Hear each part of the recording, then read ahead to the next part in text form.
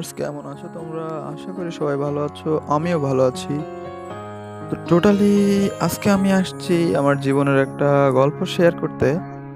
যেহেতু বসন্ত এসে গেছে, তো ভাবলাম বসন্তের এই সময় আপনাদের সাথে আমার জীবনের একটা গল্প শেয়ার করি। তো বাইক রাইডিং ছেলেদের একটা শখ। শখ না, সব ছেলেরই ইচ্ছা যাতে তাদের একটা বাইক থাকে। বাট আমারও সেই সেম ইচ্ছা। বাইক থাকলেই যে রাইডিং করা যায়, এটা ভুল কথা।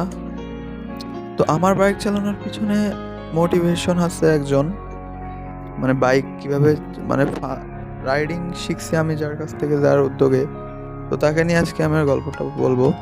তো একদিন আমি যেদিন ফার্স্ট বাইক কিনি, মানে বাইক কিনে যখন বাসায় ফিরছি, তখন আমার আমার বেস্ট ফ্রেন্ড আছে একটা, আলামিন। তো ও অল টাইম আমাকে মোটিভেট করে, অ্যাজ মানে আমার যে কোয়ালিটি বলতে আমি যেরকম ছেলে, অতটা হাই লেভেল অথবা সবার সাথে মিশে থাকতে পারি না, বাট ও সবসময় আমাকে সাপোর্ট করে। দেন বাইক কিনছি, বাইক কিনে আসার পর ওর সাথে দেখা হয়েছে। নতুন তো বাইকে আমার বাইক চালানোর কন্ডিশনটা অনেক খারাপ ছিল প্রথমেই, অনেক খারাপ। এতটা খারাপ কি আমার আম্মু পর্যন্ত বাইকে উঠতে চায় না, বলছে যে ভালোভাবে গাড়ি চালানো শিখে না, দেন তোর গাড়িতে উঠবো। তারপর আর কি, বাট ও আমাকে অল টাইম বিশ্বাস করে। ও আমার গাড়িতে উঠে পড়ছে, উঠে আমারে বলে যে এইভাবে না এইভাবে চালা, এইভাবে না এইভাবে চালা। দেন গাড়ি চালাচ্ছি।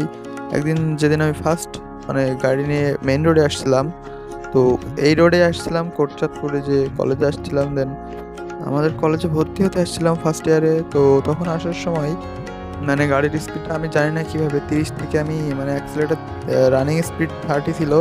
দেন হঠাৎ করে আমি অ্যাক্সিলেটার চেপে 55 চলে গেছে। তো আমার তো হার্ট শেষ ওখানেই, যে ও মাই গড 55 উঠে গেছে। দেন অনেক কষ্ট করে মাথা টাথা ঘেমে যাচ্ছে, গাড়িটা আবার স্লো দিছি।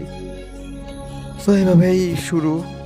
একদিন ও আমার গাড়ির পিছে উঠছে, উঠে মানে ও আমারে হিট করে পিছন থেকে পিছন থেকে হিট করে বলতে আমার পিঠে আঘাত করে, যে এই গাড়িটা এভাবে চালায় এভাবে চালায়, ও আমারে বলে। দেন এইভাবেই আস্তে আস্তে শেখা ওর সাথেই সবকিছু। কর্নারিং টর্নারিং ওই বলে শিখেছে। হ্যাঁ, বিকজ ও অনেক ভালো বাইক রাইড করতে পারে। দেন একদিন ঈদের আগে, না সরি ঈদের পরে, আমি আমার এক ফ্রেন্ড মারুফ, ও 4B রাইড করে। দেন ও টোটালি একদম একটা বেস্ট রাইডার, আমাদের গ্রুপের ভিতরে সব থেকে বেস্ট রাইডারও। মানে ও যে টাইপের বাউলি টাউলি করে, ও তো আমি চিন্তাও করি না এরকম। দেন ঝিনাইদহ যাচ্ছি ড্রিম ভ্যালি জোহান পার্কে। তো ওখানে যাওয়ার পথে মানে বারবার আমি ওদের পিছন থেকে হারায় যাচ্ছি, মানে স্পিডে রান করে, ফাঁকা রাস্তা রাইডিং করে। দেন ও তো মারুফ তো হয়তো বা 112 কি 15 গাড়ি চলে, দেন ও তো চলে গেছে। আমার তো হায়েস্ট আমি স্পিড তুলছিলাম সেদিন যাওয়ার সময় 70 মনে হয়।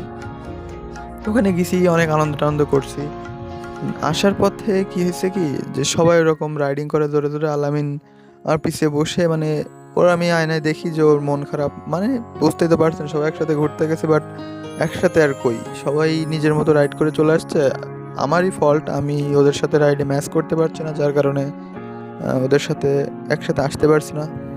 দেন আমারও ভালো লাগে না যে আমার কারণে আমার বন্ধুটা এরকম হবে। দেন আমি কি করি, সেদিন অনেক স্পিডে রাইড করি। সেদিনই ফার্স্ট আমি গাড়ি 100 আপ করছিলাম, 100 102। দেন আলামিন ভাবে যে কি হয়েছে। তো রাইড করা শেষে যখন দাঁড়ায়, তখন ও বলে যে তোর ভাই সাহস কেটে গেছে। সো সবার লাইফে এরকম একজন মোটিভেশন জোগানো একটা বন্ধু থাকে, থাকে কিনা জানি না, বাট আমার লাইফে ছিল, আছে। এরকম বন্ধু থাকা ভাগ্যের ব্যাপার। আমার লাইফে কিছু কিছু বন্ধু আছে, তাদের ব্যাপারে যতই বলি ততই কম মনে হয়। তো আলামিন একজন, ওর ব্যাপারে আমি যতই বলি ততই আমার কাছে কম লাগে, বিকজ ও আমার যতটা সাপোর্ট করছে, যতটা মোটিভেট করছে, ততটা আর কেউ করে নাই।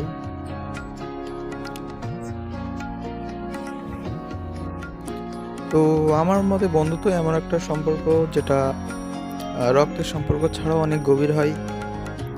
ভিডিওটা লম্বা করছে না, বিকজ ভিডিও লম্বা হলে আপনারা দেখবেন না। আজকে ভিডিওটা এই পর্যন্তই। আল্লাহ হাফেজ।